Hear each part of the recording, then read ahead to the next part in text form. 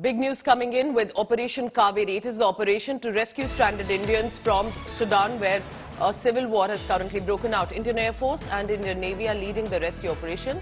Third batch of 135 Indians have reached Jeddah. 121 Indians evacuated in the first batch. MOS MEA Muralidharan are monitoring the evacuation process. Remember, they will be brought first to Jeddah and then to India.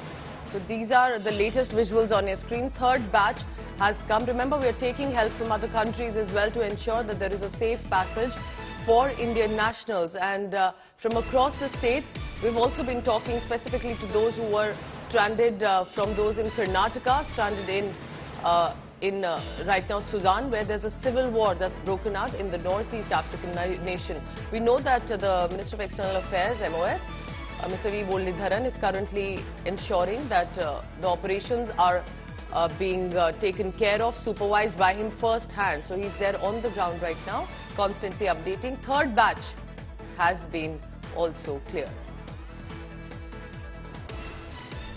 Thank you बोलना चाहती हूँ, हमारी जो जान बचाई है हम सब।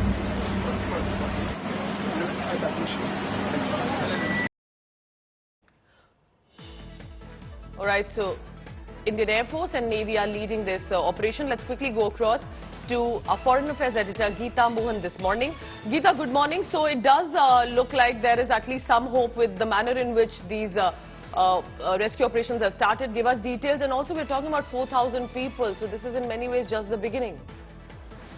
Well, absolutely. Just the beginning in a firefight where things are looking very difficult to rescue in Indian nationals or anybody from Khartoum. What we're given to understand is under Operation Kaveri, the IAF and Navy were activated and 121 Indians have been evacuated in the first batch. The third batch of 135 Indians have reached Jeddah, what the details are. And what basically is happening is that they are actually going to Jeddah, and from there the Air Force aircraft that are there on standby will be flown back to India. But getting them to Jeddah or the port of Sudan in itself has been a Herculean task. We are given to also understand that one of our aircraft also has landed at port of Sudan, and INS Sumedha is bringing back 278 Indians. So there are 3 batches of Indians who have been evacuated from Sudan, but there are so many others who are still stuck in Khartoum, Pooja. So the biggest and the most severe task for the authorities is evacuation from Khartoum and bringing them to safety and safe places.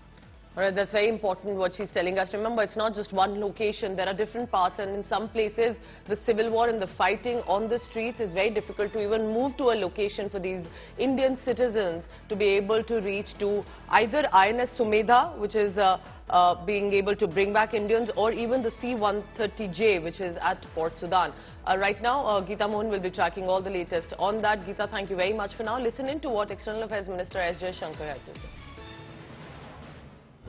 हमारे नागरिक और हमारे मूल के लोग जो वहाँ Sudan में वहाँ लड़ाई में फंस गए थे, उनको हम उस संकट से कैसे बचाएं, कैसे भारत लौटाएं, कहीं और ले जाएं, ये मैं आपको कह सकता हूं कि नरेंद्र मोदी की सरकार जो है, आपके बारे में जो भावना जो रखती है, आपके बारे में जो अपनी कर्तव्य समझती, ये इसमें कभी हमारे साइड से कोई कमी नहीं है.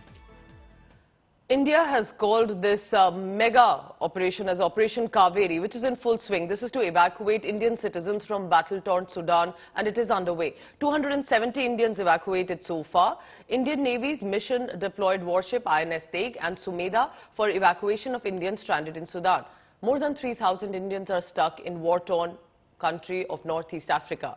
Violence broke out first in capital Khartoum and across other regions in Sudan on 15th April between the armed forces that were loyal to the army chief and his deputy who commands the powerful paramilitary rapid support forces. So these are 2 militaries that are fighting among each other, leading to a civil war. But they've agreed to a 72-hour ceasefire for citizens of other countries to be able to be rescued by their respective nations.